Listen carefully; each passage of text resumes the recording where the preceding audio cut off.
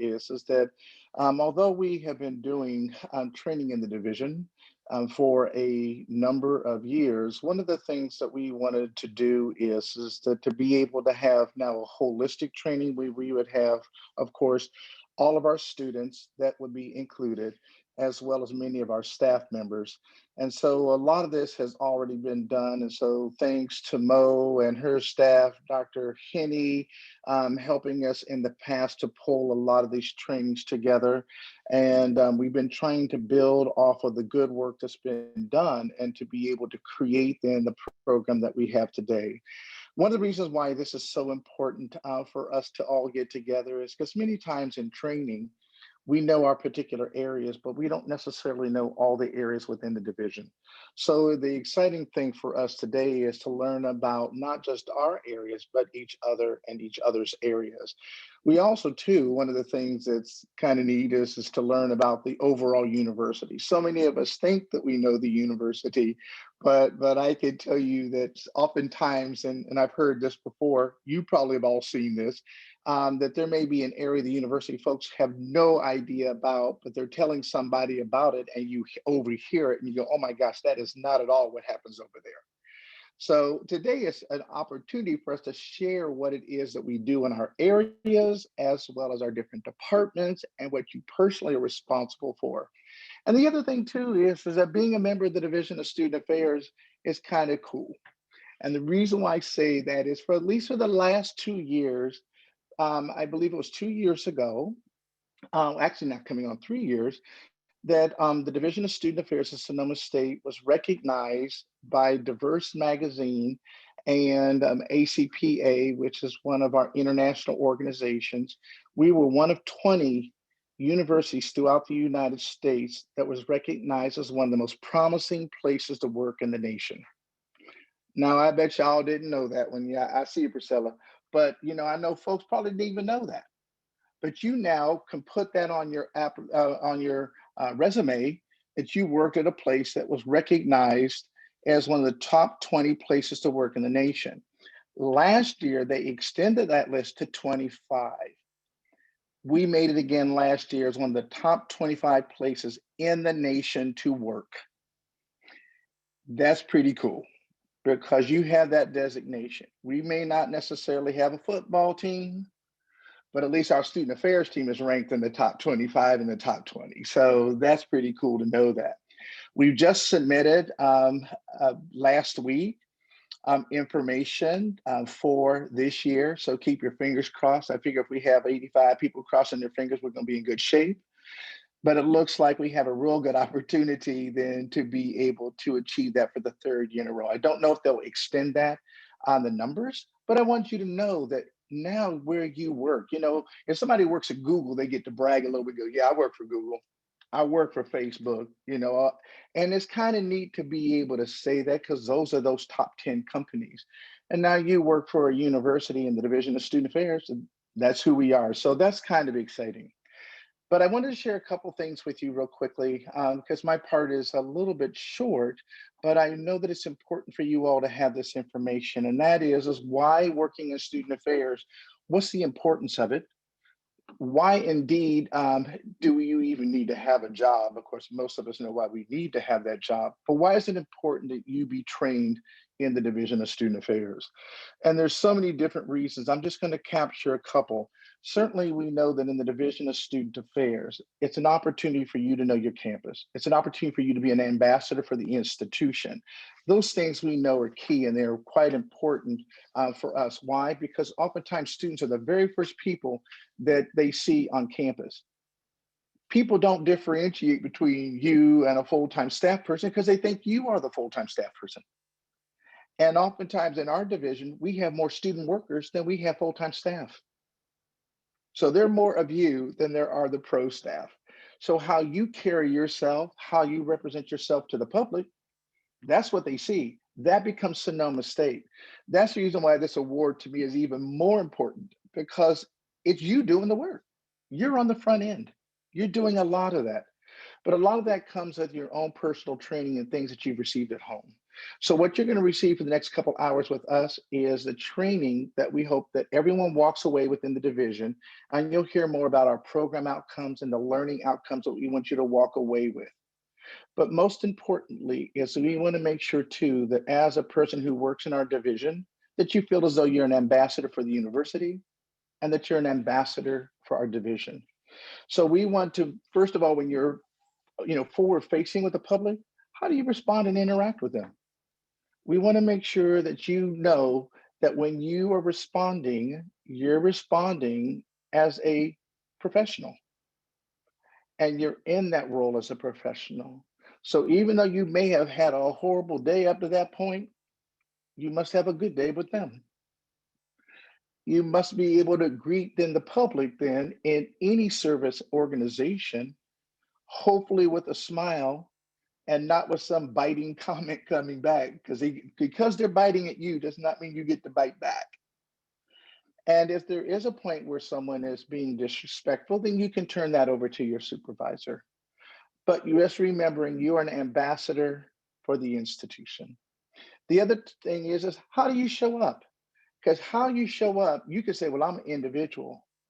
But the fact is, you are an individual who's working for Sonoma State University and for the Division of Student Affairs. So whatever you say and do represents all of us. As it represents the university and it represents, of course, our division. So we want to make sure that when you have that opportunity to speak with people outside the institution or even within the institution, that they know you come from the division. So you're going to learn today even how we answer the phone. I know y'all know how to answer the phone, but how do you answer the phone when you're at work? And how do you then show that when you're at work, I am happy? And of course, if you're not, you should talk to the person who you report to so that they can know why you're not happy. But you show that when you're talking to the public, that that's who you are. And it's what I call the ABD model. AB means is that, and D is that it's to act better, be better, and do better. And we do that then through our Seawolf commitment because that's much of who we are. When you think about it, we have those integral parts of the Seawolf commitment that are telling us we need to act better and we need to do better and we need to be better. And I think we all can work on ourselves every day. There are very few of us that are absolutely perfect. So what I would say is that every day we work on a better representation of who we are and what we want to be. I know that you all know the Seawolf commitment, so I'm just going to give you the brief highlights. So we know that in the Seawolf commitment, there's integrity, there's excellence, there's respect and responsibility. And with all those, when you think about it, those are key components. But there's one other piece that is also going to be added because that after talking with student government, I understand that they're now taking up a fifth component. And that fifth component is diversity, equity, and inclusivity. With all the work that we've seen out today in our communities, we know that that's who we are and what we need to be and be better at. And that is to be an inclusive environment. And so, how do we do so? People, when they come in, they're going to look different than you, they're going to act different than you. But what you hope to do is help to bring them into our university, which is one nomination. And how can we create an environment in our university where all people feel welcome? All people, no matter who they are, what they represent, and what they think about, we want them to be part of our family. And so when parents come in, and I can tell you, being in this business for a while, I have heard all sorts of things that would just probably make you look like me and you lose your hair. I have heard it and I have seen it, but we have to hopefully bring people in that at least will think about that all members that's sitting on this screen, you're all family and you are all part of this nomination community. So we have the responsibility to make sure that as students, when you're in this training today, think about how I can, me, you, how can we bring people in to be part of this inclusive community which we belong to? And how can we help people feel as though that even though you've heard that same question about 10 times so far this morning, and it's possibly aggravating you, it may be the first time that person has asked that question. And so you have to understand that and treat it as though it's the first time you've heard it. So if we can treat people with dignity, respect, compassion, and have what we call in the Division of Student Affairs, the culture of care. When you look at the professionals that are on this call, you look around and the people that you know, they do represent that culture of caring for each other. That's the reason why it's important that we have this training. You're going to learn the work in terms of the overall division. You'll learn in terms of the people who are at the university, who are all the vice presidents, the president, to learn them, to learn what they do. So when you are speaking to anyone outside the institution or your fellow students, that you know that you're giving the best information possible. So remember to act better, to be better, and to do better. With that in mind, each time someone meets you, each time someone comes to your area, they'll know that you are a member of the Division of Student Affairs, and they probably cannot discern whether or not you're a staff member or your student staff member, because what you're showing them is excellent. So thanks so much for being here today. I'm going to turn it over to our Assistant Vice President for Student Affairs, Laura Mulhey Paulson. Dr. Paulson, it's all yours. And once again, welcome to the Division of Student Affairs Student Training. I'm so happy to be here with you. And I'm so proud to say that we're going to all learn together today. So thanks. Thank you, Dr. Sawyer, for those opening remarks. Good morning, everybody. I'm going to give us a second to get our PowerPoint slide up on the screen here. I had hoped that we would be able to go around and introduce all of ourselves individually. There are quite a few folks here this morning. And so what I'm going to ask all of you to do, I see most of you have your names on your Zoom picture. If you could put in the chat what office or area you work in this morning, and if you work in multiple areas, go ahead and put that too. So we can just kind of see who's here today and what areas are represented. And so we'll give you all a second to put some of this stuff in the chat. So I see Oswaldo is here from the Dream Center, Cruz, Dream Center. Lots of Dream Center folks. Ooh, they're coming in faster than I can even read. I see Associated Students, Puerta, Reach, RA, Peer Success Coach, EOP, Student Involvement, RAs, Campus Rec.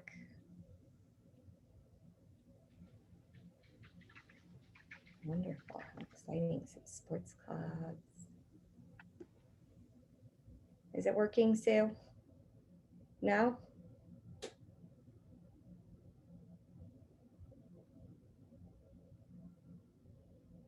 you want me to pull it up? The usual technical difficulties. All right, so basic needs, CalFresh, the FAST program. I see pre-collegiate programs, communication, advising and transfer center. Oh, there we go. EOP. Welcome, everybody. Thanks for being here. All right, Sue, are we all set?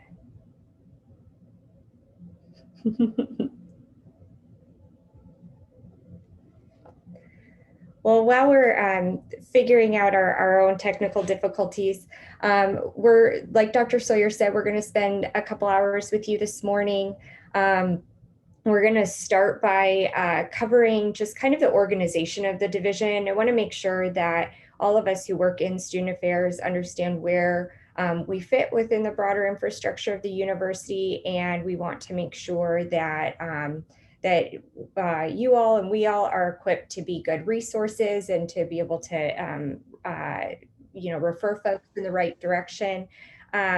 Because we are all together this morning, there may be some of you who know all of this information already, and for some of you this may be new. I just ask that you listen and pull out pieces that that can be useful for you in your role right now, especially given that the university has been and continues to be in kind of a moment of change where there are offices moving places and who they report to at any given time. And we imagine that you all as student employees are an important part of connecting students and other constituents to their resources.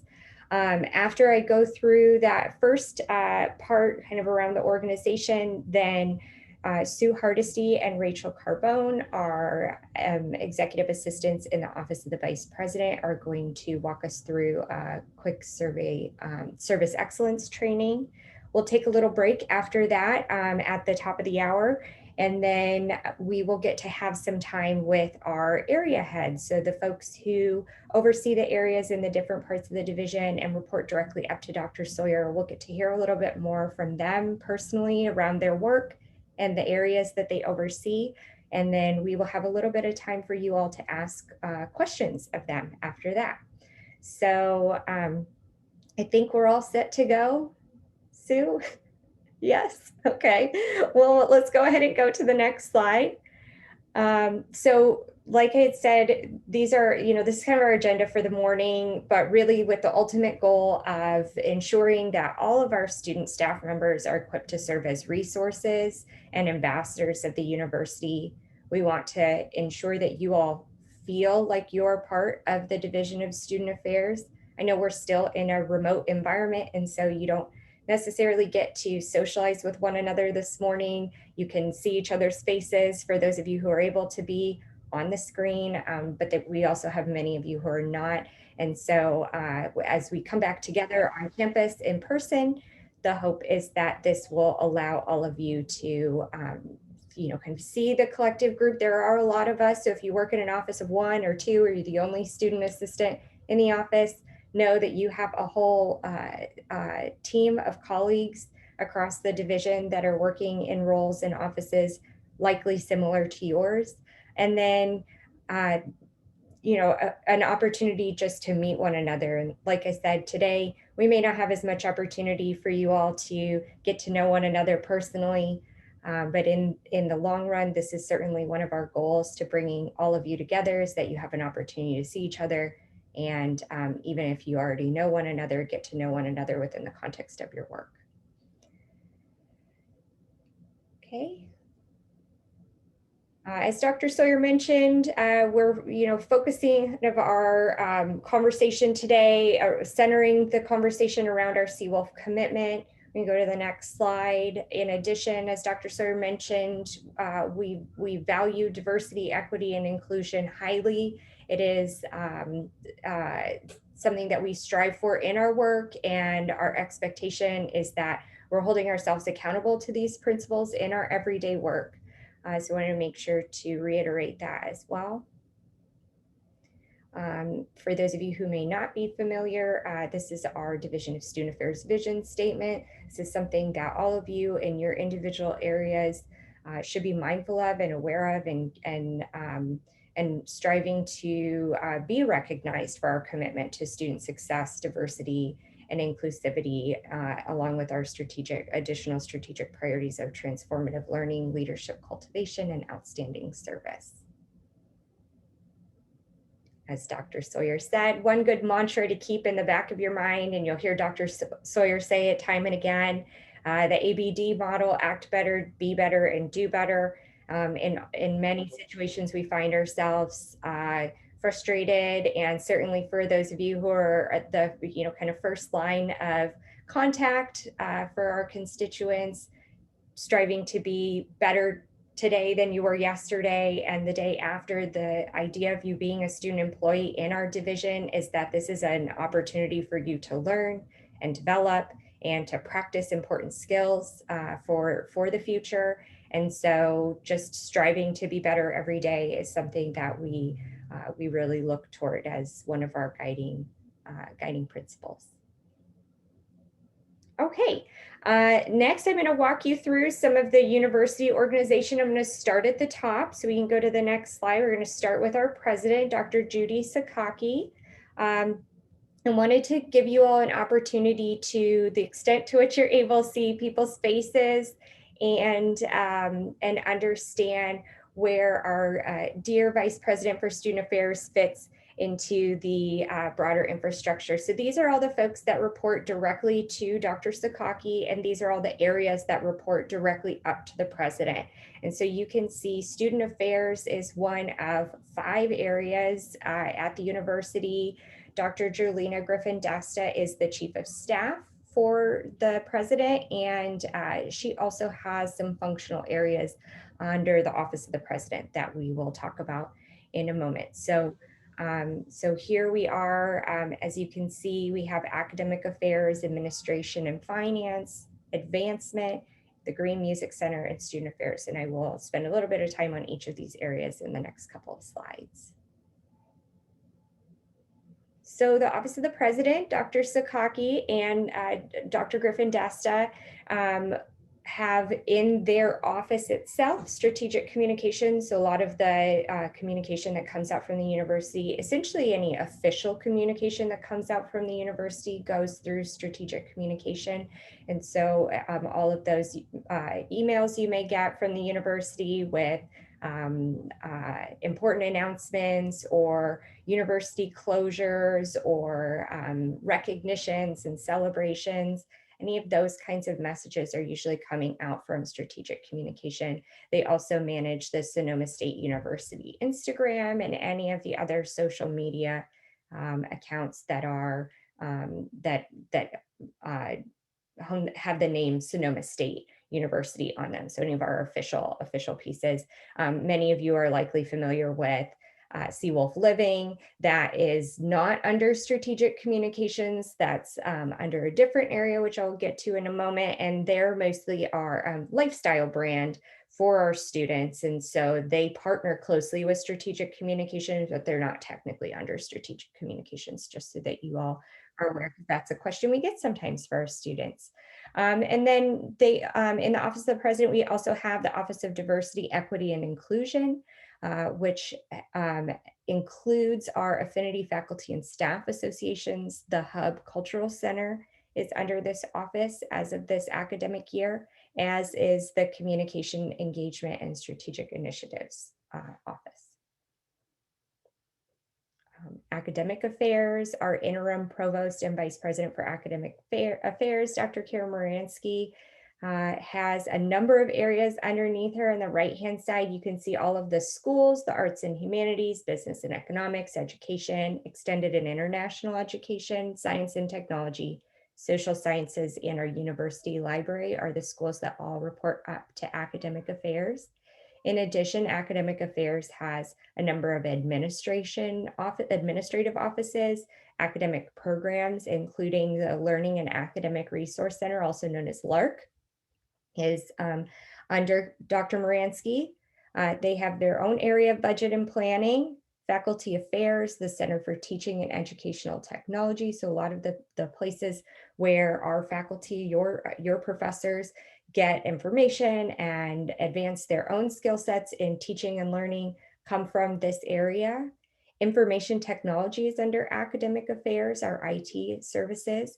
Institutional effectiveness, which manages on a large part our compliance data reporting with the Department of Education, and also conducts some surveys for the university around outcomes and academic outcomes and co-curricular outcomes. Research and sponsored programs manages a lot of our grants and awards, and strategic enrollment, including records, of course, includes our outreach and enrollment offices. Next, we have administration and finance. Joyce Lopes is our vice president for administration and finance. Under Ms. Lopes is we have athletics, entrepreneurial activities, which is where we would find Seawolf Living, like I had mentioned before. Facilities management, obviously keeping our university buildings and property up and running. Financial services, is part of administration and finance and includes our Office of Financial Aid, as well as Seawolf Services as our front-facing office for that area, as well as human resources, our hiring, training, partners on campus. The Office for the Prevention of Harassment and Discrimination is our Title IX office on campus. Risk management and safety services. Often these folks are kind of in the shadows of the university for us at Sonoma State with our wildfires and power outages, and not to mention our pandemic. Our risk management and safety services are actually quite active and play a real central role in our university conduct. So if any of you have had the opportunity to work with Tyson Hill or Missy Brunetta, those folks are up in our risk management and safety services. Our university budget office and our university police all report up to administration and finance. Advancement, Dr. Mario Perez is our vice president for advancement. As it would make sense, he has advancement under his area, all operations related to advancement, alumni engagement, and the annual fund and development. And for those of you who aren't familiar with advancement and development jargon, this area primarily focuses on university donors, donor relations, facilitating relationships with the campus community, facilitating our relationship with our alumni, whether it's financially or giving back to the university with their time or talents.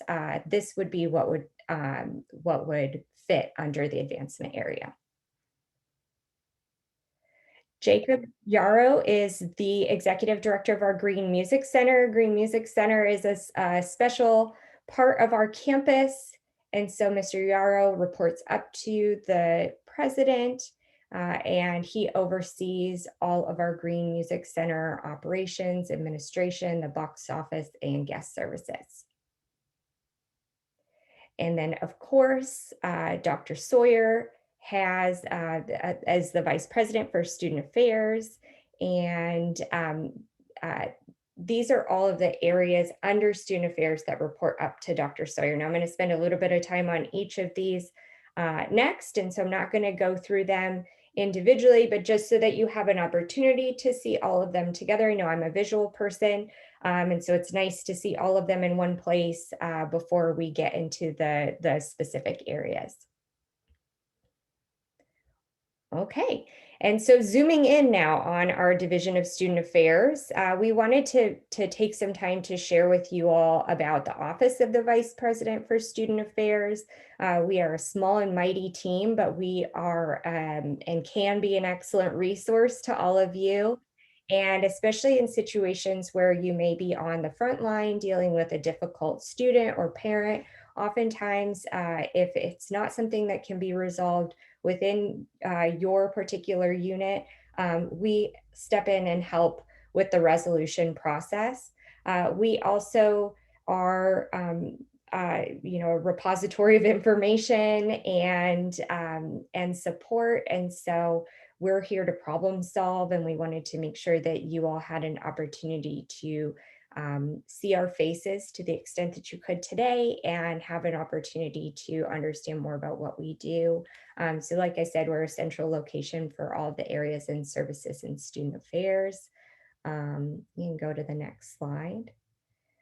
Dr. Sawyer is our boss. He is our as the Vice President of Student Affairs. We all keep his office running and keep those trains on the track. Go to the next slide. Anna Reynolds Smith is our Director of Administrative and Financial Planning. She manages the Division of Student Affairs Administrative Processes, Fiscal Resources, and Personnel Resources. She is certainly someone who is and has likely been involved in your hiring process this year, given the ways that we had to go about hiring students in the division. But she is very much so behind the scenes, but is absolutely the glue that holds this division together. So if you ever have the opportunity to meet Anna, I don't know if she's on the call this morning. I think she'll be hopping on later. But Anna, on a typical day, would be in the student center on the third floor in our office. Um, I'm introducing myself. Laura Monje Paulson. I'm the Assistant Vice President for Student Affairs. My primary responsibilities are to ensure the structural integrity of the Division of Student Affairs through assessment, strategic planning, communication, and professional development. I am also uh, often working in partnership with Dr. Sawyer to ensure that anything that has become a priority for the vice president is something that we get done. And so you'll see me kind of pop in time and again just to make sure we're you know making progress on things or problem solving. Like I said, when we have some serious parent issues, student issues, constituent issues, I'm often here as someone who can help make sure we figure it out and resolve the issue promptly and respectfully. Go to the next slide.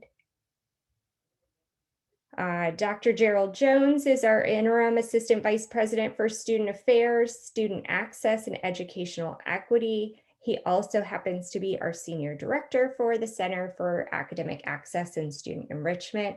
So you'll get to hear from Dr. Jones later this morning as he covers CASE and the areas that are under it. But his role in the office of the vice president is to really help increase the recruitment, matriculation, support, retention, and graduation of historically and culturally underrepresented and underserved students. This is a new role for our office. And going back to the diversity statement, I had walked us through before. Dr. Jones is really here to elevate the work that's happening or that needs to happen at the university to ensure that we're making progress toward those goals. Our administrative staff, also the glue that hold us together. You'll hear from Rachel Carbone and Sue Hardesty here in a minute. Edie Brown is our Student Affairs Programs Coordinator. She is on leave right now because she is the president of the union that her position is a part of. And so she's serving in a huge role for the state of California for her union, but on any other given day, she would actually probably be heavily involved in facilitating trainings just like these. And so she's usually here to support those kinds of initiatives. All right. Okay, so now we're moving into some of our functional areas. Our associated students, as you saw on the slide that had all of the areas, has a dotted line to student affairs. That means that technically they are their own associated student organization. They technically have their own president. Mel Kadar, she is the Chief Executive Officer for the Associated Students, and Eric Dixon is the Executive Director. We work closely with the Associated Students, and Eric Dixon sits on the executive team. And so you'll hear from him later this morning. And he also has a dotted line to Dr. Sawyer. And so we enjoy the fact that we have a very good relationship with our associated students and are highly collaborative in the efforts that the associated students pursue. And it allows us to ensure that we have the student voice in all that we do. And so they maybe don't want us to claim them, but we like to make sure that they are included when we talk about the Division of Student Affairs and what we provide for our students. The Associated Students has their own mission. They are student-run, student-led auxiliary corporation. Auxiliary, that's the word I was looking for before. And their mission is to enrich the lives of students and build a sense of community.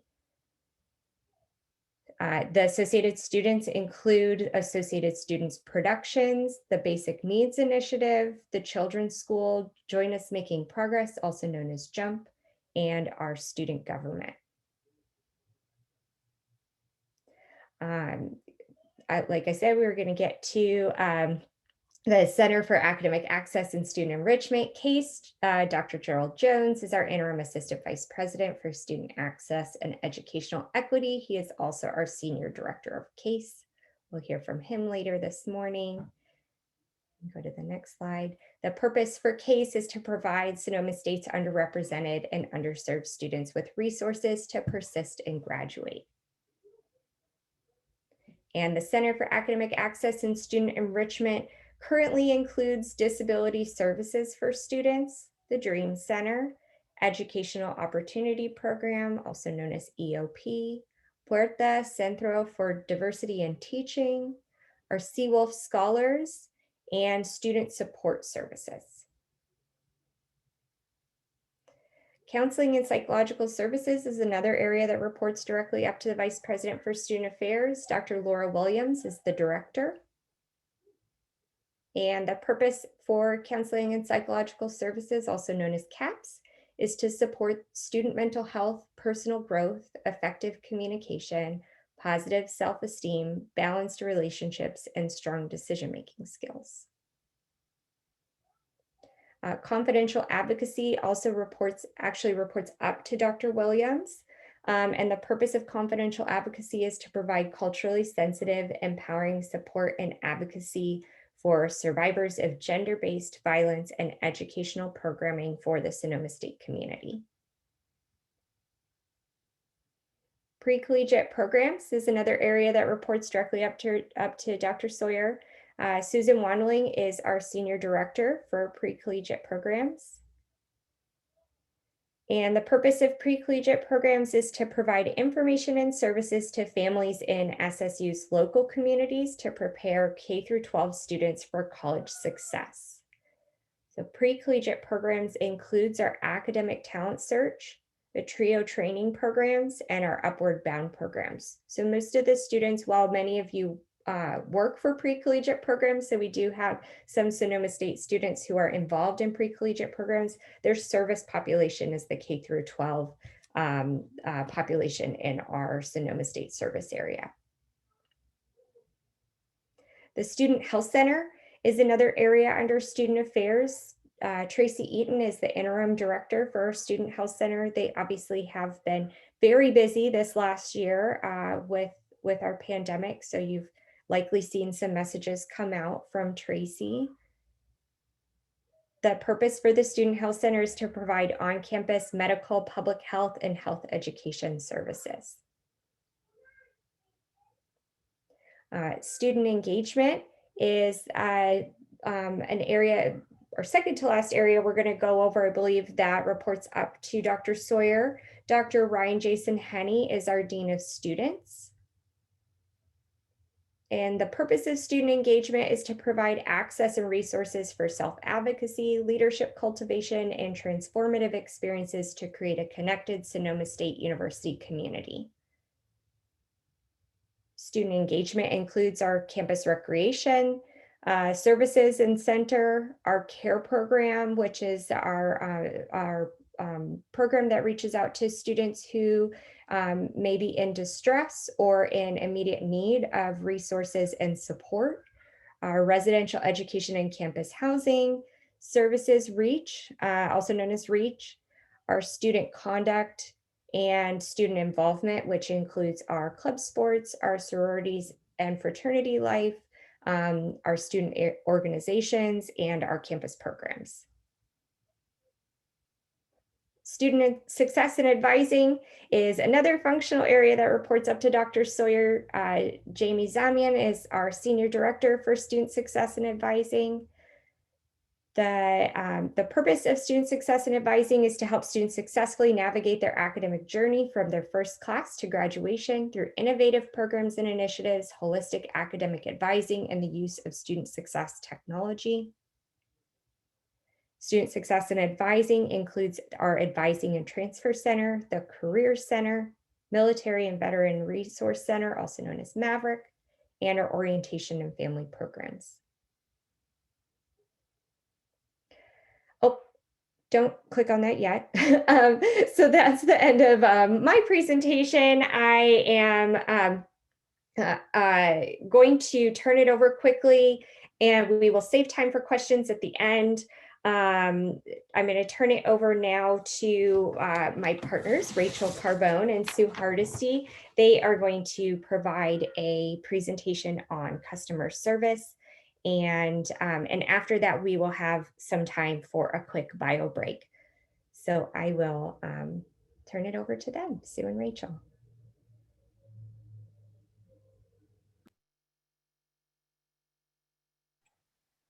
Okay. Let's see. Can you guys hear me? Yeah, okay. Okay, so we're gonna go into a little presentation here about service excellence. And I think some of you maybe have already taken our former training on service excellence. So this will be maybe a little refresher for you. It's a little bit different than the other one. So hopefully you'll get something new out of this. And I have to, sorry, I have to do two things at once here. So I'm Sue Hardesty, the administrative assistant in the Office of the Vice President. And I don't know if Rachel, if you want to introduce yourself real quick. Hi, Rachel Carbone. I'm a docs assistant in the Office of the Vice President. Thank you. Okay, so this presentation again is on service excellence, which is another term for customer service, but we don't use that in higher education because students, we do not consider students as customers per se. But as you can see, I don't know if you can see a little cartoon here is a man standing in front of a desk with a woman sitting there, and he says, someone calling themselves a customer says they want something called service. So I'm hoping that after this presentation, you guys won't be having that kind of a conversation with your boss. Okay, let me see now. This one is has another little cartoon that's everyone's around the table, and they're discussing what customer service means, and they're saying, okay, how about this motto? If you're unhappy for any reason, we will feel really bad. Okay, no, that's not what we want. So hopefully we'll get into that now. Okay, so what does service excellence mean? It basically means that we regularly meet and often exceed our constituents' expectations. And a lot of times, this really is mostly, in my experience, helping people figure out where they need to go to get information. That's usually what people are looking for is, you know, who can help me with this issue? And so I think one of the purposes for this training is to help you familiarize yourself with the campus, and so that you know where to steer people to get that help that they need to help with their particular issue. You're not going to be able to solve everyone's issues, but if you can direct them to someone who can help them, that's a big thing. And a lot of you are our frontline workers, so we really do depend on you to help with that. What is a constituent? So in service excellence, we serve our constituents, and it's not just their students. It's anyone with whom you interact with in your role as an employee of Sonoma State. So it could be your fellow students, staff, faculty, community members, parents, alumni, university partners, and donors.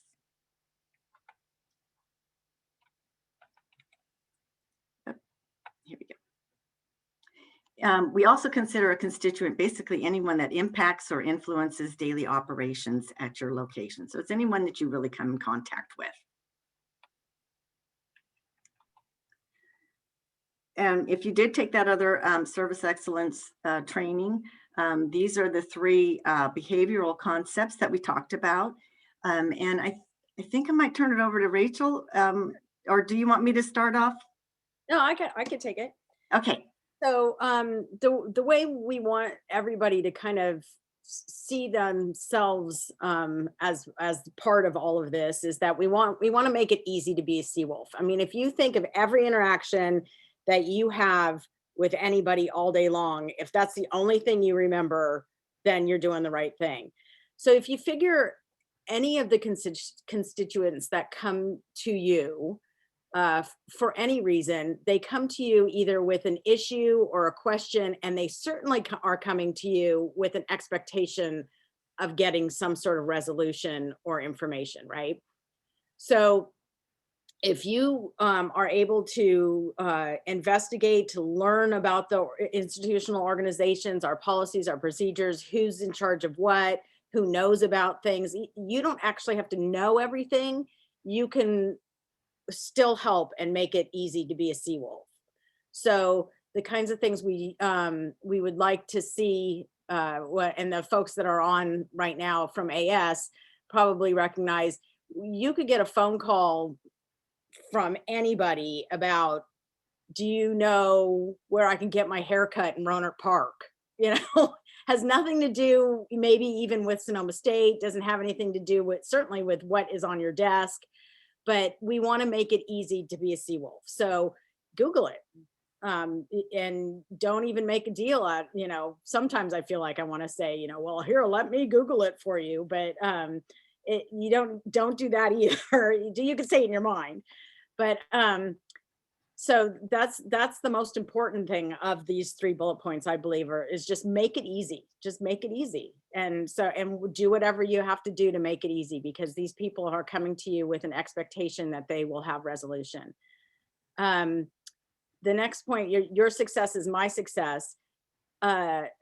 Anytime you've ever been a constituent anywhere or a customer, if you meet a nice person who's willing to go the extra mile to help you, your outlook on the whole institution that person works for is going to improve, right? So you're going to say, like, let's say you go to Target and you're helped out by the customer service person, you're more than likely going to go back to Target for something else because you've had such a good experience. So every time you help any of the constituents and you're successful in that relationship or in finding a solution for them, you're making us all successful, that they're going to be more willing to want to interact with everybody at Sonoma State just because of your success. And then to that end, healthy relationships matter. So if you can build relationships across teams, within your team certainly, but across teams, then you'll have these people to lean on. So if you don't have the answer, there's going to be somebody on another team who's going to be more than willing to help you because you have that healthy relationship. Did I cover that, Sue? That's perfect. Thank you so much. I would add just one thing about healthy relationships, and it's also that it's really foundational to your job satisfaction and to your long-term career success. So, and it helps to promote a positive work environment, a sense of community, comes from people working together for a common good or a common goal. And so, and also just to keep in mind that first impressions do matter. You know, how you answer the phone, how you greet someone at the front desk, and how you respond to email does matter. But we're all in this together, and we're all here to support you. We know that you are, many of you are our frontline staff, and that you're going to be the first person that someone may have an interaction with for their first time with Sonoma State. So you're really critical to making sure that we make a good impression on our constituents.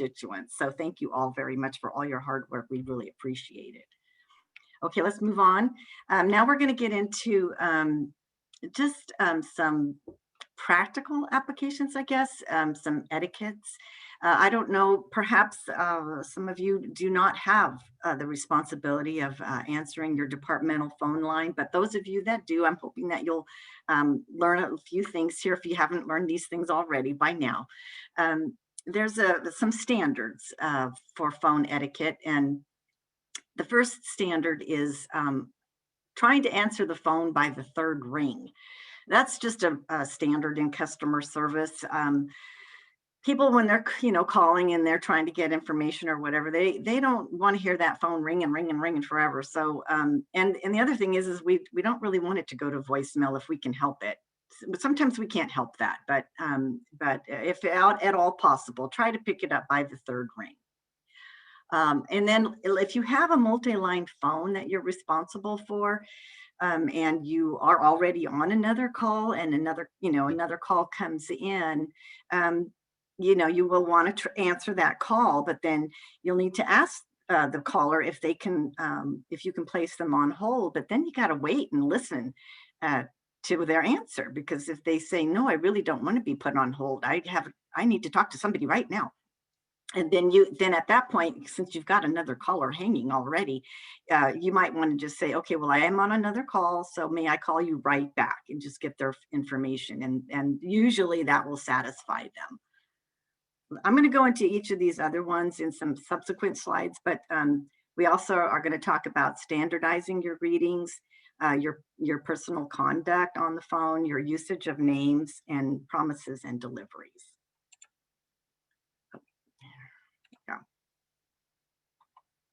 Okay, so basically on standardized greetings, it's really important that you identify who you are and your organization. So when you're answering the phone, you just want to, these are just some examples. Just say your name. Hello, this is Sue from the Office of the Vice President for Student Affairs at Sonoma State University. That gives them the idea of, oh, I didn't make a wrong call, or, oh, okay, I called the right office, and now I know I'm talking to Sue.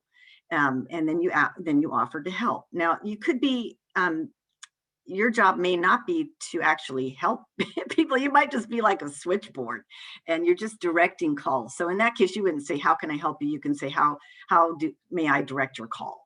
So these are just some examples. Just always identify yourself and where you work. That helps the caller to know if they got to the right place or not.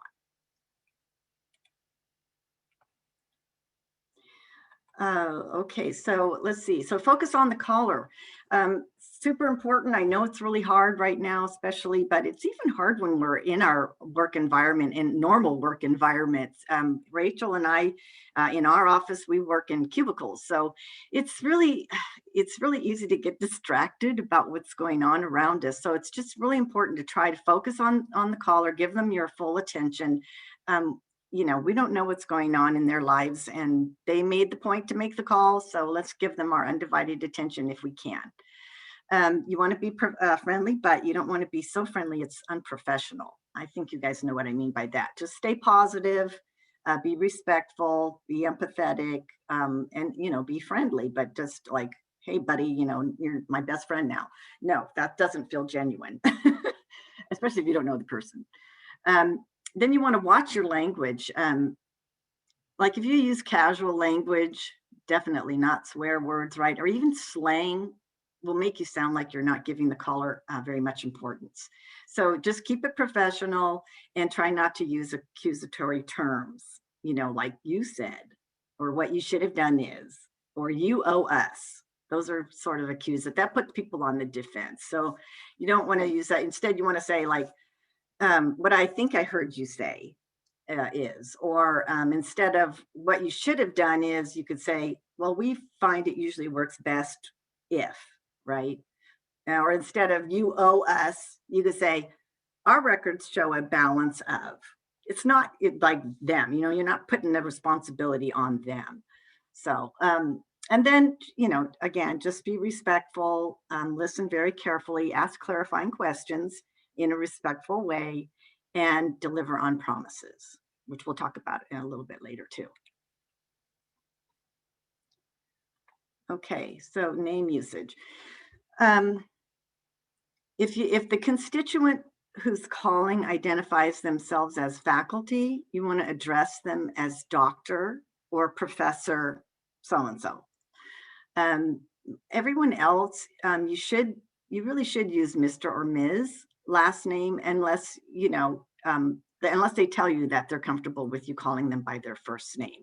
And also you shouldn't, if somebody, Well, however they identify themselves, just use that name. But generally, for respectful purposes, we use Mr. or Ms. Okay, where are we? Promises and deliveries. Okay, so this is really important. It's just really disappointing when someone says that they're going to call you back at a certain time, especially if they say they're going to call you back at like a certain time and then they don't. It's very disappointing. Or if they promise something by a certain time and nothing happens by that time. So I recommend that if you make a promise, do your best to make good on it. And even if you don't have any new information, let's say that you told someone, okay, I'm going to research this for you and I will get back to you with some more information by 3 o'clock today. Well, even if you don't have that information quite yet, you call them back at 3 o'clock and you say, I'm still trying to get the information that you asked for. And I'm sorry, I'm not able to get it today, but I will call you first thing in the morning. You know, so I think mostly what people really want is to just kind of know when to expect something, you know, and if you say you're going to do it, then you need to do it. And then this is what we're all kind of dealing with right now, which is the $1 million question, which is when are things going to return to normal? And boy, wouldn't we just all like to be able to answer that question with definity, but we can't. We just have to say in short when it's safe to do so. Hey, Sue. Yeah. Before we move on to the next email, I just wanted to clarify or reiterate how important it is when you answer the phone to also state where you are, what your office is, and what your department is. Yeah. I'm not sure. I got distracted, so I'm not sure if I heard you say that. But so when you, not only your name, but also where you're from. So Sonoma State, your department or office, and then your name. Thanks, Sue. Yes, perfect. Thank you.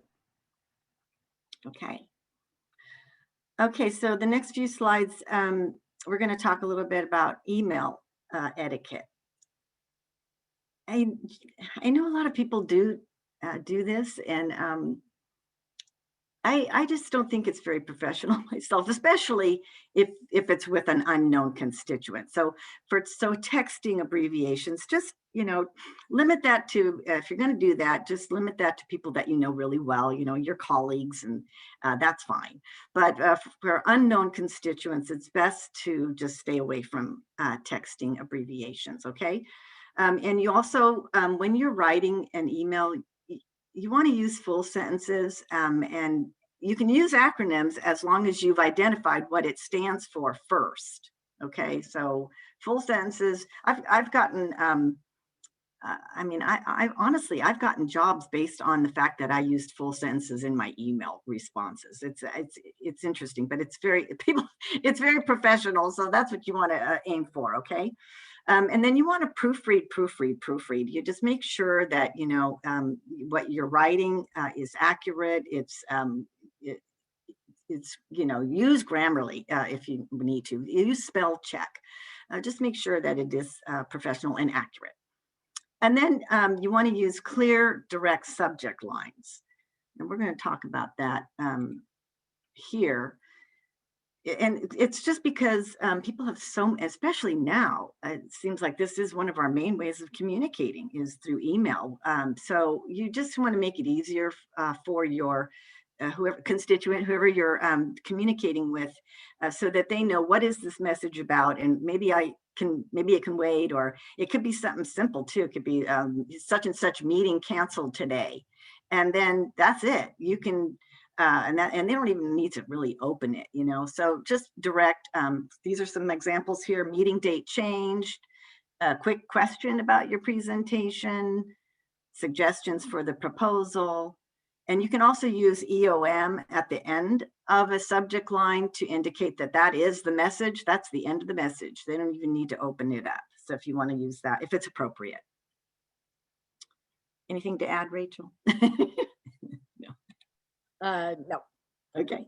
And then talking about using professional salutations. So, you know, we do want to, as I said before, we do want to appear friendly, but we don't want to say, hey, you know, or yo. We'll say hello or hi, Dr. Smith. So again, just using professional language. You also want to use the signature block with your contact information. So in not just, you know, I think it's helpful. There's some people have different opinions about this, but I really do think it's helpful if you put your name in there. Some of you don't do that because you're students and maybe you don't necessarily want everyone to know who you are, but it's really important that people know who they're dealing with. So do include a signature block that has your contact information and be your name and your email and your phone number if you guys are using phone numbers. Just put all that in, even if, and then what I do is I have two different signature blocks. I have one just for internal communications within the university, and then I have one for external. And the external is basically the same, except it has the address of the university. So you can do that. You can make any number of signature blocks. Okay. And then you want to use your exclamation points sparingly because it just feels too personal. So you got to be careful with that. Also be cautious with humor. It's just so hard to convey humor in writing sometimes in a professional way without risking it being misinterpreted. And here's the thing, you may know that the person that you're sending this humorous message to, you may know that they will find it hilarious, but they might forward it on to somebody else, which is the next bullet. Nothing's confidential in email. So they may end up forwarding that on to somebody else who didn't think it was so funny and maybe didn't think it was very professional, and then you're in trouble. So just be very careful about using humor, okay? And then again, nothing's confidential. People will send your emails on far and wide if they feel the need to. So just remember that anybody could see it, okay? And then write with that in mind. Okay. Okay, now we're going to get into face-to-face etiquette, and these are, you know, pretty well-known concepts. The 10-foot rule is the rule where if somebody comes within 10 feet of you, then you should acknowledge them. Somehow, I know if you're in a face-to-face situation right now, you'll have a face mask on, and so you want to, you know, keep that social distance. But if you're in the office and somebody comes in and they're within 10 feet of you, you should acknowledge them with a cheerful hello, you know, make eye contact, nod your head, gesture, you know, to come over, since they can't really tell. Maybe sometimes they can't even hear what you're saying. And then you want to kind of, again, this is back to what we talked about before, and using language lexicons where you don't use accusatory terms. It's try not to, or judging, you know, language. Just be careful how you communicate, and then also be mindful of your body language and your voice intonation. So what you want to do is also always listen carefully to the constituent to understand their issue, you know, show respect and not take their anger personally. I know I struggle with that, but they're really not angry at you personally. They're angry at something else, a situation. So just try to empathize, focus on a resolution, or if you don't feel like you have the authority to resolve the problem, then you can refer them on to somebody who does have that authority. But just watch your body language, and you know, don't give it away that you like, oh my God, I've heard this for the 10th time today. You know, so just be mindful of that. Okay, now, and you guys probably all know all this stuff because you've been working in a virtual environment for some time now, and we're all learning little things as we go here. Use of virtual backgrounds. I think it's really great that we have some of these backgrounds. It's kind of all over the map as to what is acceptable, but here's what I this is just what I think. The university has created, here's an example on the slide here of one of the university created virtual backgrounds. And what I like about it is, first of all, it identifies that it's Sonoma because it's got our logo on it. And then it identifies the space, the building. It's usually a building. But also what it does is, for me, it reminds me, because I'm in my bedroom right now. And so it reminds me where I am. I'm actually working right now. So when I see my virtual background and it's a picture of campus, it reminds me that I'm in work mode right now. I'm an employee, and you know, I need to put on my employee face and be professional. So here's the link if you guys want to, if you don't have access to these, it's right on our website. You can download whichever ones you want. And I just really like them. And the other nice thing about them is that if you are in a home environment where there's other people, and where you have to work is where other people are also, you know, coming and going, and it's kind of, sometimes it hides any activity going on behind you, so which can be very distracting to people who are trying to interact with you. So it's good in that way as well.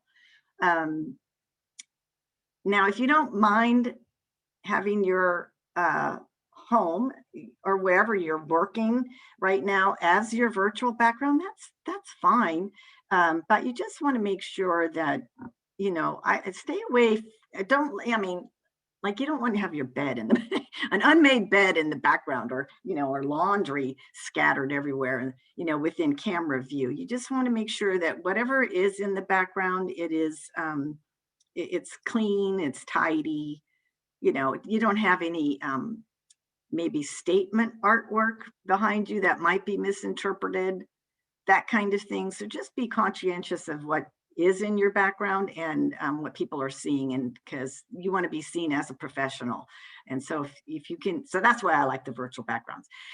You also want to check the lighting when you're on a Zoom meeting. It's best if it's in front of you versus behind you. If it's behind you, you're going to be black, you know, all blacked out, and you're just going to have a glow around you, which is, you know, maybe not what you want. You also want to be careful about background noise. And I think you guys have probably all learned that we keep our mics off unless it's our turn to speak. And a lot of that reason is because our mics pick up everything, right? So, and if it'll zoom in on you. If we can hear you, this video will zoom in on you. So, and you don't always want that. Plus it picks up background noise. I've got motorcycles going down the street all the time. So just, you know, as a general rule, keep your mic off, and just, you know, be aware of that.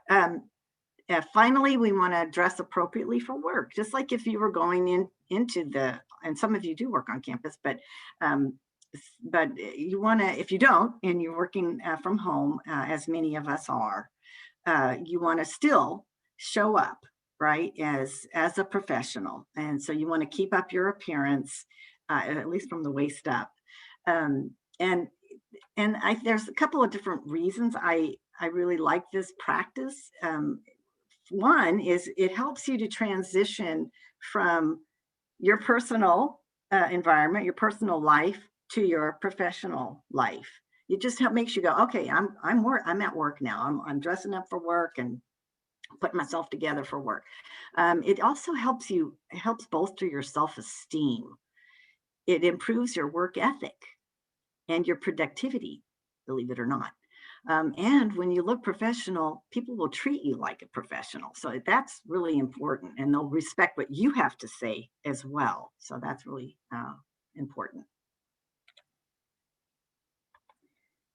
Okay, this is more about Zoom etiquette. Just some real quick rules. If you're a host of a meeting, then you should have your video on.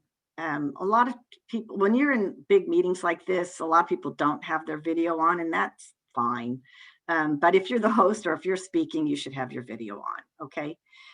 Here's a little link, zoom.us/test, where you can test your settings in advance. This is a good idea to do this just to make sure you've got that the appropriate virtual background that you want for that particular meeting. The lighting is okay. You've got it set up with your audio and your video settings, and it's always a good idea to maybe test things out before, especially if you're the host. Eating during meetings, this depends on what kind of meeting it is. If it's a staff meeting and everyone does that, in your staff meetings, then that's fine. But when you're you're in a meeting where you're providing a service to somebody, to a constituent, then it's probably not the best idea to be eating while you're conducting that meeting. Okay, so and if you can, and if you some of us are so busy running from meeting to meeting to meeting, you don't even have time to take a lunch break. So if you're able to just turn off your video and grab that, bite a sandwich, that's fine too. But just, don't have your video on and eat in the meeting, okay? And then if you're hosting, you really should be the last one to leave. It's amazing how many, or you can turn it over to somebody else if you really got to go because you got another meeting you got to get to. But just make sure to ask whoever's still sitting on the meeting to say, I have another meeting, I need to go. If you guys want to continue, I'll just pass this host over to somebody else, and that's fine too. Okay, I'm trying to move quickly because I know we're running out of time here.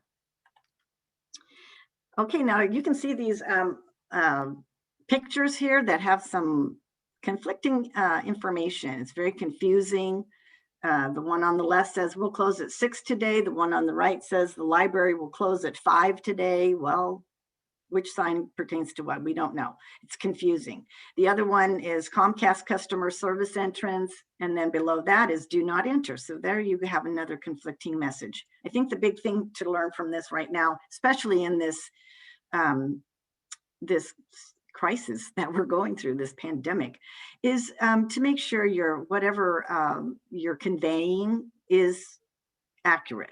Okay, so check your voicemail messages, check your away message, use away messages if you're going to be away, so people know when they can expect you to be back, that sort of thing. Just it's just that a lot of people are just really stressed out right now, and so when we have conflicting messages like this, it just adds to their anxiety, and we don't want to do that.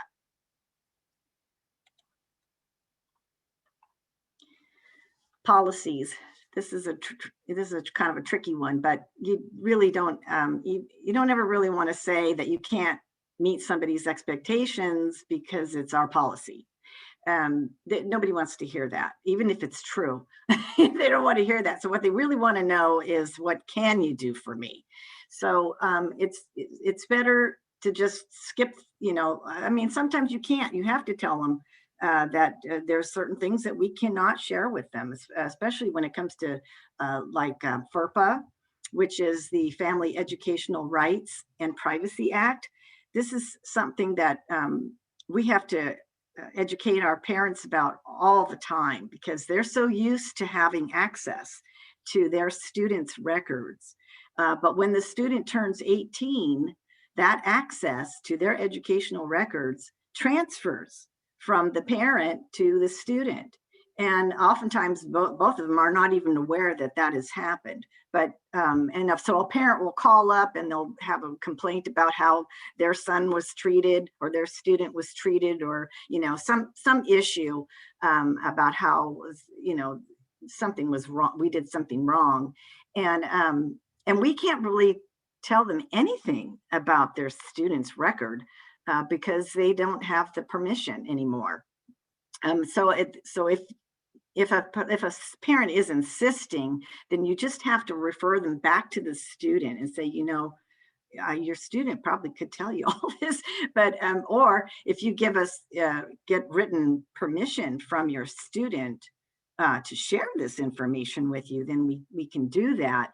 But then you'd have to follow up with the student to say, do you want to give permission? And it has to be in writing, and you almost have to get ID from them or ask some questions that they would, because you don't know what their signature looks like. So you have to be careful here that you're covering yourself and that you are not infringing on the student's rights. So in that case, you do have to tell them, no, I really can't. But as a general practice, you could tell them, you know, generally this is how we manage a situation that you're talking about, but you can't give any specifics about their particular student, if that makes sense.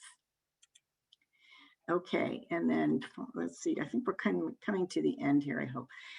Let's see. Also, but just tell them what you can do. And if you can't fulfill the constituents' request or meet their expectations, you want to be clear about why, explain the reason.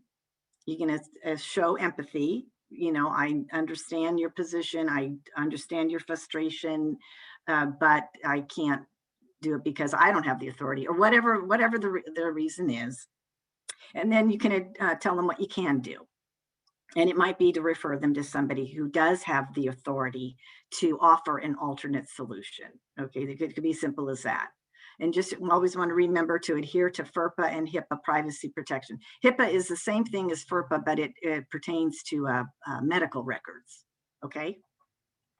All right, now we're getting down to the end here. I'm sorry if I'm going too fast, but this training will be available if you guys want to review it later. Here's some campus resources. I use these resources all the time. Okay, I use these resources all the time. The online directory, that really, well, as long as it's up to date, but that gives you a picture of who's in all the divisions, and not all the faculty, but all the departments. Then we also have a list of department chairs and deans. So a lot of times, if you're talking to a student, they're having an issue, they don't know where to go. They're having an issue with maybe their faculty, one of their faculty. And so you could refer them to the department chair. So this will tell you who the current department chairs are, and so forth. Our Division of Student Affairs website is a great resource also. It lists all of our areas and departments and programs. So if you don't, you could look at it and go, I think this is an issue that this department will be able to better solve for you. It's usually best if you call first, or contact us somehow, that department, and say, I've got a parent who needs some help with something, and should I refer them to you? Are you the best person to maybe help them? And find that out first before you start referring them all over campus. So this is a real helpful tool to do that. And then our university policies are all on our website. So if somebody's asking about, how do I file a student grievance, or how do I file a grade appeal, you'll find all that under university policies. Okay. And just remember that we are here to support you. You are playing a critical role here in our division and for the university. And we want you to know that we are here to support you, partner with you, help you in any way that we can. Here's our contact information. The best way to get a hold of us right now, at least. So I think that's it. And thank you very much. Thank you, Sue and Rachel. Thank you, Sue. Thank you, Rachel. We are going to do a 5-minute bio break and come back in 5 minutes for our panel. So I will get our timer up here and we will be set to go.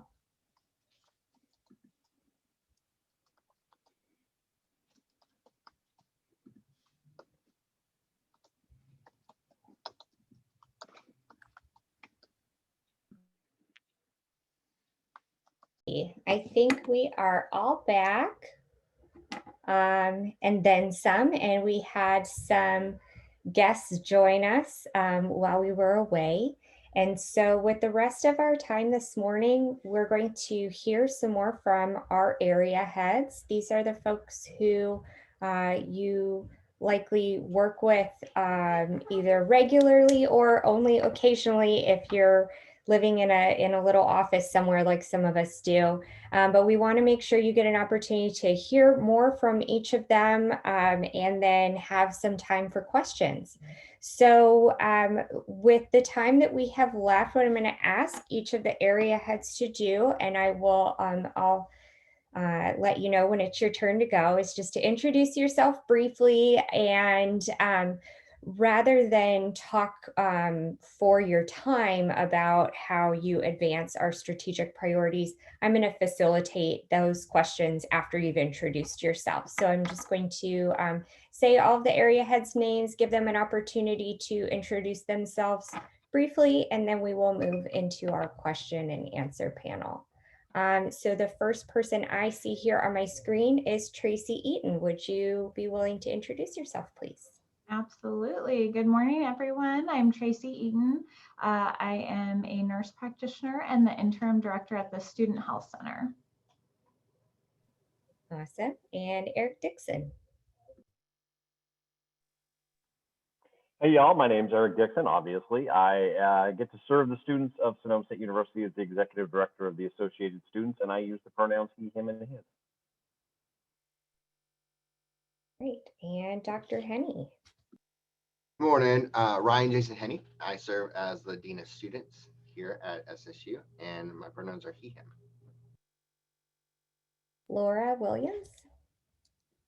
Hi there, I'm Dr. Laura Williams. I'm the Director of Counseling and Psychological Services. Also, confidential advocacy reports to me.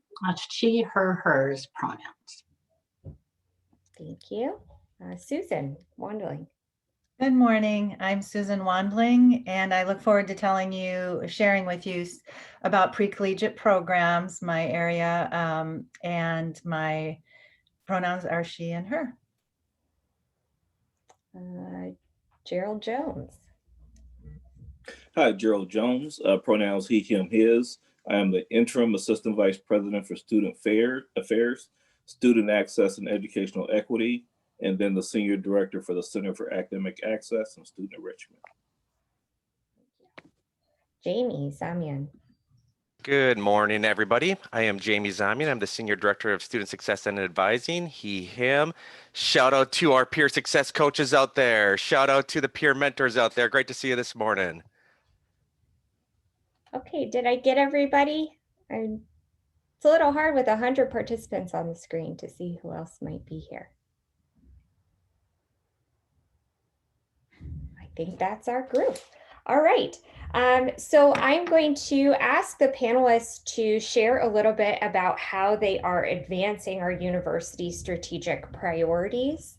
And I'm going to start with student success. And so I will leave it up to you all as area heads. We'll hear from 2 or 3 of you for each strategic priority, how you are advancing student success in your areas. This is Jamie. Oh, go ahead. Sorry. No, Laura, you go first. Okay. Well, so CAPS is dedicated to removing barriers to student success as they involve mental health issues. So we provide services that help students to be successful and stay in school and not be impeded by any issues they might be having with anxiety, depression, other mental health issues. Jamie. Thank you, Laura.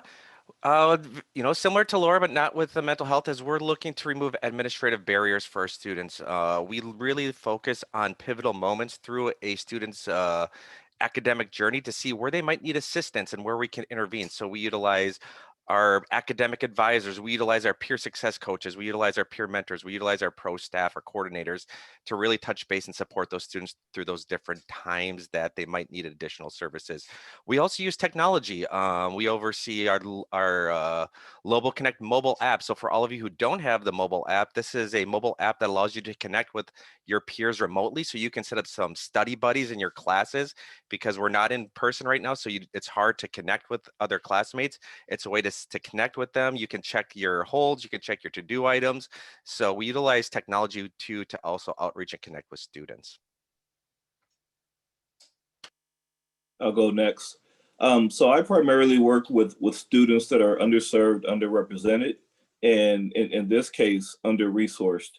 So one of the big things that we're doing, especially during times of COVID, is to make sure that the students in case and throughout the campus really have the technology that they need to be able to access their classes. So providing Chromebooks and laptops, noise canceling headphones and hotspots and different things like that. And then as we look at access, making sure that students that matriculate into the university have all the different resources. So for instance, for Summer Bridge, one of the things that we're doing for this year is we're expanding the program to now include our Seawolf Scholar students, our Dream Center students, and then moving the program forward to where students will be able to earn 6 units of credit. So really making sure that as they come in, they know that they have the confidence to be able to do college level coursework and then be that much further ahead of the ball game by starting off their college career with some classes under their belt. Awesome. Thank you. All right. Our next strategic priority is academic excellence and innovation. Who wants to start us with that one? Actually, Laura, is it okay if I chime in just one more on student success? I meant to jump in, but since I'm more prepared on this item anyway. So just a quick overview, pre-collegiate programs, we include 11 TRIO programs and 9 of them being Upward Bound and Talent Search programs, serving a highly diverse student body in grades 7 through 12. So our more than 2/3 of our students are first generation college bound, and we aim to provide information and services to students in families, in our local communities to prepare K through 12 students for college success. And I would just like to add that, you know, as we work to promote student success, we're talking about promoting inclusive support services.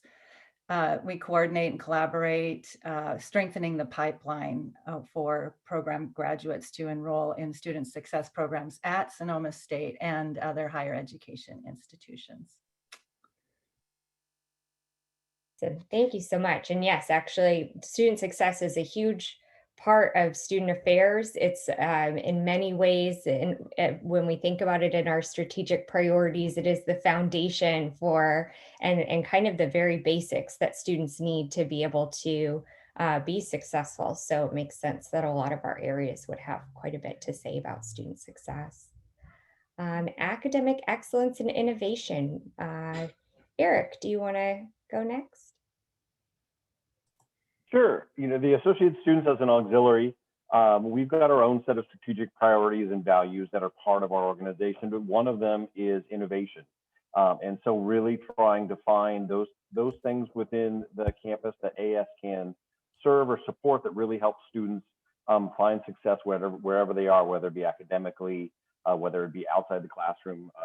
One of the areas that we do and we continue to support is things like the tutorial center, the children's school, those places that have impact and really support students in their academic success. So many people think of like the children's school as just a place where the kids play, but it is the largest user of observation hours, internship hours on the Sonoma State campus. And so really supporting students both in the classroom and connected to their classroom experiences, as well as when we often think of AS, we think of a little fun outside the class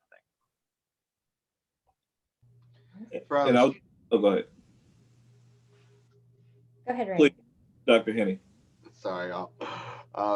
So from a student engagement perspective, we focused on the ongoing political and the culture of state, local, and national communities through the co-curricular and curricular experience.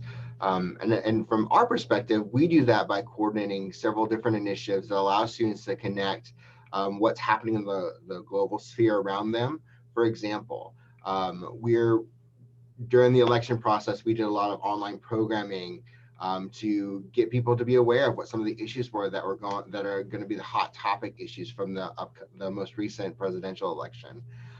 We prepare for possible protests and possible experiences where students feel like they need to voice themselves, and creating a space where not only the voices are heard, but also the voices are heard safely and the process is safe. We collaborate with our friends in student government, or our AS, to be able to register folks to vote. So getting them civically involved helps to cultivate a space where students are engaged. And that innovation really does live in a space like that, because when we're bringing people together, whether it's the students that we're bringing into the conversation with us or the staff that are help facilitating it, to make it a space where we're taking it to the next level for a better experience.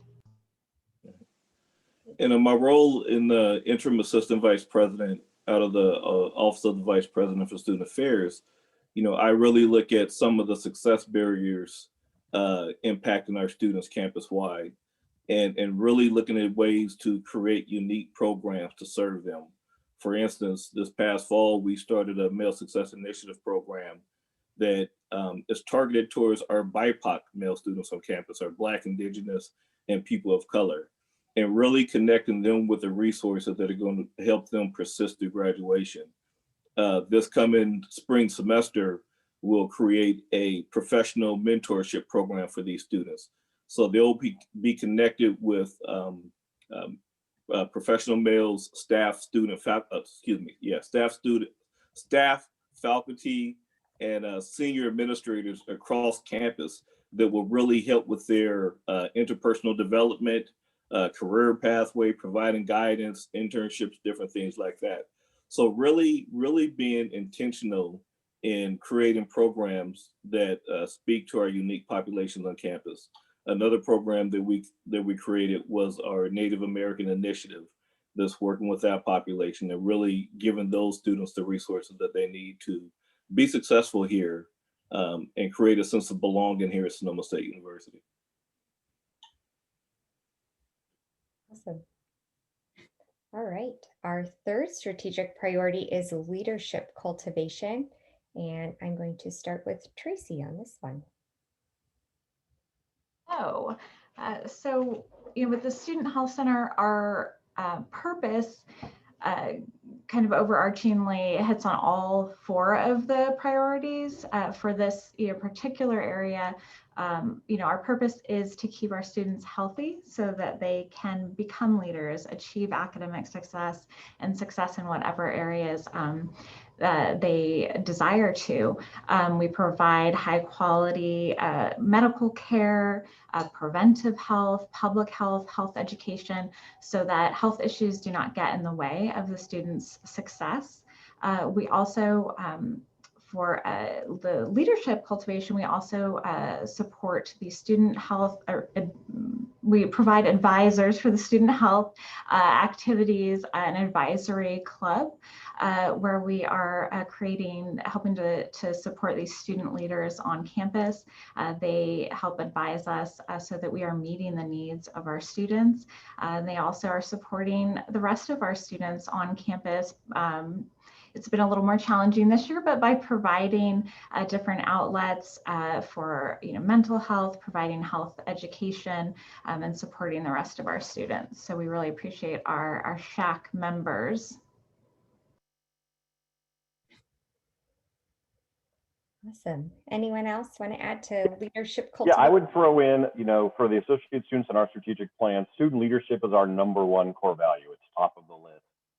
And being a student-run, student-led corporation, cultivating leadership, particularly the experiential opportunities, those opportunities to try, do things, sometimes fail, and really see what leading an organization, leading people, supervising looks like. And so we do lots of the conversation about leadership, but then there's also that opportunity to try out to see what leadership looks like with real world consequences. And so there's lots of those opportunities, not just within the associate students, but all throughout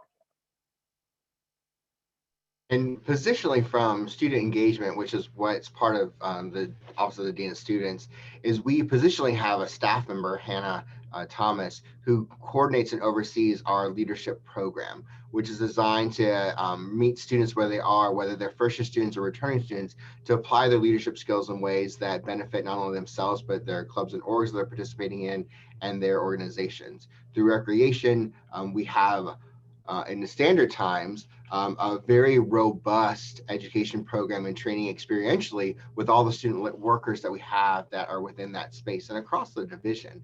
And things like this that Dr. Monte Paulson is coordinating to kind of pull us all together to be on the same page with the delivery of services for our students through a leadership capacity. But leadership is one of the functions that the Office of the Dean of Students really excels in, and the Division of Student Affairs is really doing a kick-ass job, for lack of a better word, with the work that's being done in this area. Awesome. Okay, and last but not least, we have transformative impact.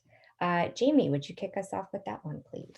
Yeah, absolutely. One of the things that is really important to us in student success and advising is being able to integrate career competencies into almost everything we do. And so these are those soft skills that go along with those hard skills that y'all are learning in the classroom, so that by the time you get to your internships, by the time you start to look for a postgraduate career or grad school, that you've been working on these. So our Career Center developed a career competencies toolkit in Canvas that all students have.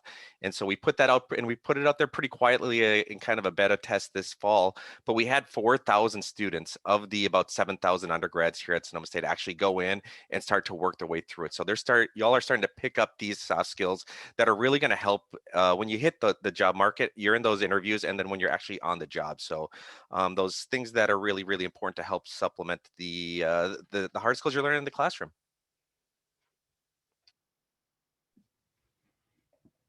Awesome. Who else wants to jump in on transformative impact?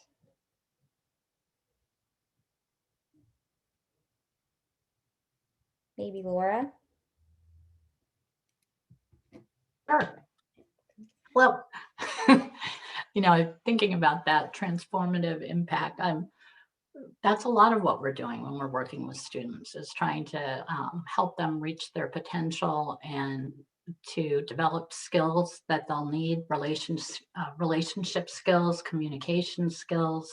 And we also work with a lot of student leaders as well. So a lot of the folks coming to us are people who are really out there and putting themselves out there and under quite a bit of stress. So we also, back to the last goal, we have a mental health ambassador program, which is also working to try to transform campus culture, reduce stigma around mental health issues.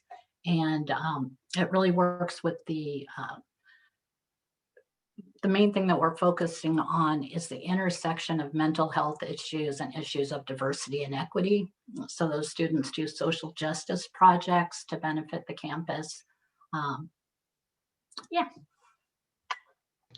From a student engagement perspective, I'll speak to the student conduct process as well as the residential experience.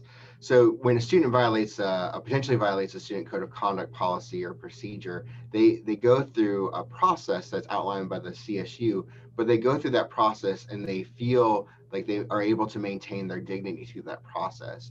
Ben and the other staff that oversee the conduct process here, when they meet with students individually, they're ushering them through a process. Good people sometimes make bad choices, but doesn't make them bad people.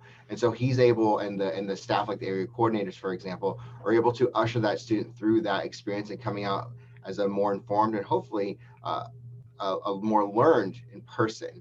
And because of the interventions that the conduct office is doing, our recidivism, so our the number of times a person were to violate the same policy again, is actually greatly reduced than any other campus I've worked at. I think it's because we treat people so well going through the process. And then residence life, living with the students, the RAs are spending a lot of time helping students figure out how they need to navigate what's going on in their lives. The area coordinators and the other pro staff that work within residence life spend a lot of time helping students figure it out, because they know now that they're college, they don't necessarily have that space, those people to fall back on to help facilitate some of those more difficult situations as they once did. But at college, the pro staff really do spend a lot of time in helping them get through it. Yeah, Laura, sorry we left you hanging there for a second. I was a little slow on my mute button. I gave a great presentation to myself about this answer, but unmuted, the associated students, obviously the big piece with transformative impact is how do we help our students understand how to make a change beyond the walls of the institution. So association spends a lot of time talking about voting, spends a lot of time talking about engaging with local leaders, with our city councils, with our county folks, with our representatives in Sacramento, and lots of opportunities to do those sorts of things. And so understanding that being part of a community means engaging as a citizen. And so how do we continue to promote that here at Sonoma State so it becomes a learned skill when the students walk off the campus as a graduate, they can continue to transform the communities that they're part of. And from a pre-collegiate programs perspective on this priority, We do provide educational access and opportunity to help students succeed through our community outreach. By supporting community outreach, we partner with the admissions office to expand access to first-gen low-income students in grades 6 through 12, and we work to promote a college-going culture in all the communities we serve in all 4 counties, serving as the touchstone for higher education access.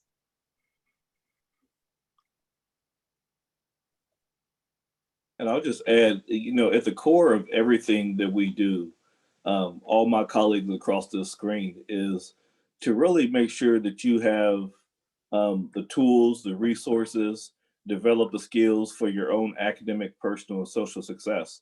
So big shout out to Dr. Monet Polson for putting this together, and really understand that the information that you receive today will have a transformative impact in your future careers. I mean, learning and practicing how to treat other people, answering phone calls, how you show up to work, all those different things are going to carry you and make you a valuable commodity as you look to start off your professional career. So I really do hope that you take to heart the information that was presented today. I know that for me, it was a good checks and balance, how you answer a phone call and how you're responsive to the people that you come into contact, whether it's walking across campus and greeting students and not being so focused on the cell phone with my head down. These are all valuable skills that we can practice and learn from, because they make us feel better when we connect with other people, and it does help you develop your skill sets. So thank you to Dr. Monet Polson and Rachel and Sue for putting this together.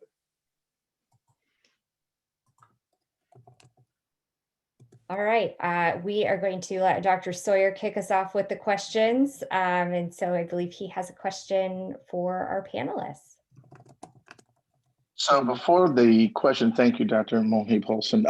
So first of all, before the question, something else I'd like to remind all of us, and that is that we've heard before is that it's important in terms of the people that know you, right? It's not what you know, it's who knows you. And I would simply add to that, what's most important is not necessarily who you know, it's who knows you. And so make sure that you make yourself known to the people that are in your sphere and outside of your sphere. There are 101 people that are actually on this Zoom call. Well, make yourself known. Just simply say, hi, I am person X and I work in this department. I just wanted to say hello to you. It makes such a difference when we say we're a friendly campus and we watch people giving tours who don't know anybody on campus. Wonder if you're doing a tour and you walk by someone and you say, hello, hey, Eric Dixon. By the way, you all, that person is our executive director for the Associated Students. So you are also now talking about your family members. And that's what makes a family. So I just wanted to make sure too, that you don't just know us, we know you. So please reach out when you can to any of us. That's one of the things that I try to make sure that we do in our division. It is part of the culture of care. And when you are walking across campus, as was mentioned earlier, that may be our only time when we're back on campus to have some kind of socialization, and we'll be so much starving for it. We're all going to grab up and say, hey, everybody, so I want to make sure that we get a chance to go up to someone. And it's okay if you have to introduce yourself 5 times. The good part about that is when we are giving a letter of recommendation for you, or that we're actually doing a phone call reference for you, we'll be able to say, and did you know that that student, that Lamont came up to me 5 different times to introduce himself because he wanted to make sure I did not forget his name. And those are the things that I say to you. Sometimes I know it seems to be embarrassing. You know what? Now you're embarrassed with a job. So I wanted to make sure that I said that. The question that I have, and I know that all of us have not done this, but how many of our senior directors worked while they were in school and worked on campus? Okay, so can you go around? So I see Eric Dixon. What did you do? Well, I started in the dish room at Humboldt State. I'm a happy lumberjack. So I started in the dish room at Humboldt State's Jolly Giant Commons. Worked in the dish room, worked in the kitchen. I was an RA for 3 years. I worked in the Vice President of Student Affairs office as a student assistant. I worked in the admissions office as a student assistant and registration assistant. I was on the orientation staff, which was a student employee position there. And I think that was all of my job. I think So that's you all. should be close to being a multi-millionaire now with all those jobs. You must have put all that cash away. Well, you got to remember, and this is Humboldt State, so it took me 6.5 years okay. to finish my undergrad. So they were spaced out. It wasn't all at once. So. Okay. All right. Thank you. And the minimum Dr. wage was $3.12 an hour when I had my job stock. So Oh, it was yeah, a little that's different. true. Yeah, gotcha. Right. So you should be like a half a millionaire. Yeah, something like that. Or a third, yeah. Dr. Henney. Yeah, mine was $4.25 an hour. So I was an RA. I worked in the Dean of Students office. I worked orientation, and I worked as a tour guide for and through the tour guide, I ended up working in the chancellor's office, which is kind of like our president. It's just a different type of system on the East Coast, I guess. So, but I definitely majored in campus activities in addition to my actual degree in communication and business. And I'm sorry, Dr. Henney, where was that again? East Carolina University is where I did my undergrad. East Carolina. Excellent. Great. Thank you. Thank you. Other area heads. I will make all of you that just have one job feel better about yourselves. I got my first degree from San Diego State, and I worked on campus at I'm sure it had a different name, but it was basically the catering. So sometimes boring, but we also had a large stadium, so we got to do the dressing rooms for all the concerts and things. So it was fun, but just the one job. Who else? And I did not have an on-campus job, but when I was at Cal as an undergrad, I worked as a word processor for a word processing company. I don't know if anyone knows what those are, but I used to type student papers and dissertations and resumes. And then my other job was delivering the Oakland Tribune. So I don't know if that paper exists anymore, but I'd get up at 4 every morning and throw the newspaper for 2 hours. Those were the days. Great. Thank you, Susan. And I was a transfer student from Napa Valley College, so I worked professionally as a licensed psychiatric technician at Sonoma Developmental Center. And then I also worked on campus in the Department of American Multicultural Studies as a teaching assistant and then as a student teacher. Okay. Anyone else that we may have missed? I'll share mine real quick. Oh, go ahead. Sorry. I was a calculus tutor. I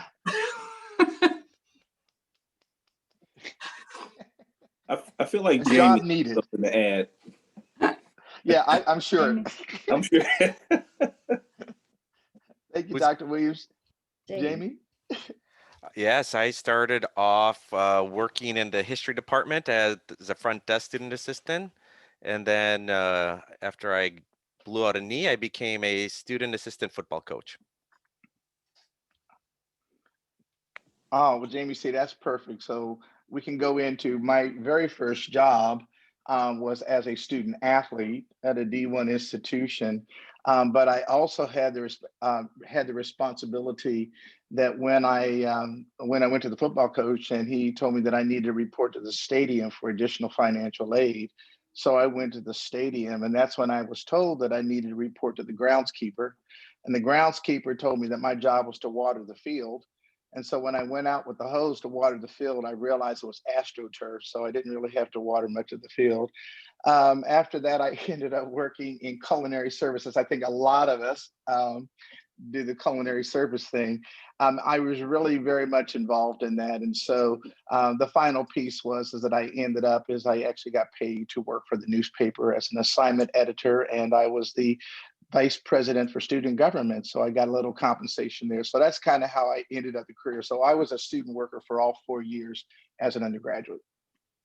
And Jamie did blow out his knee playing football. It wasn't the textbook that fell. So go ahead, Dr. Monhay Paulson.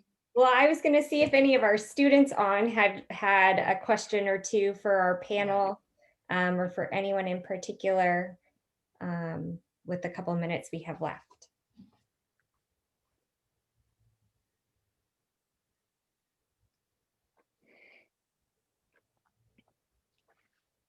If you're feeling shy, you can put it in the chat. There's nothing you want to know about these folks, or is there nothing that that we could help, if nothing else, to expand on in terms of the training?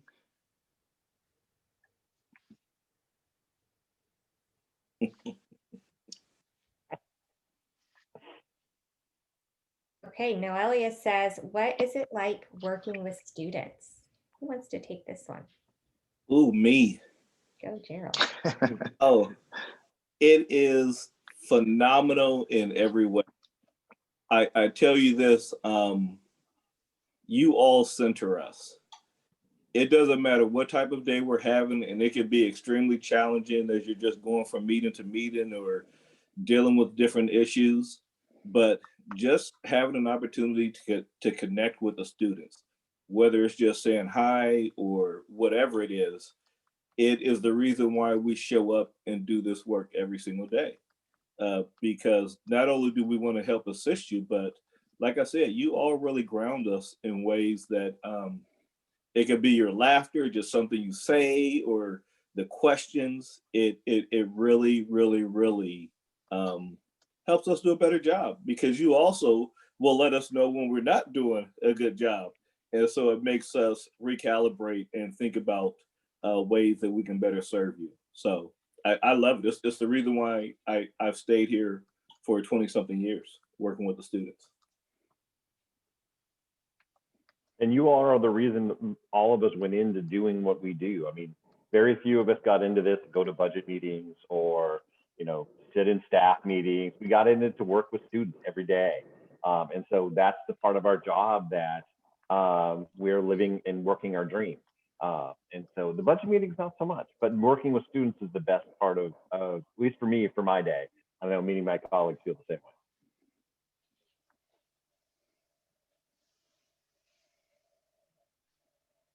Awesome. Well, I think that we should end on that high note. And Nellie, thank you for that excellent question.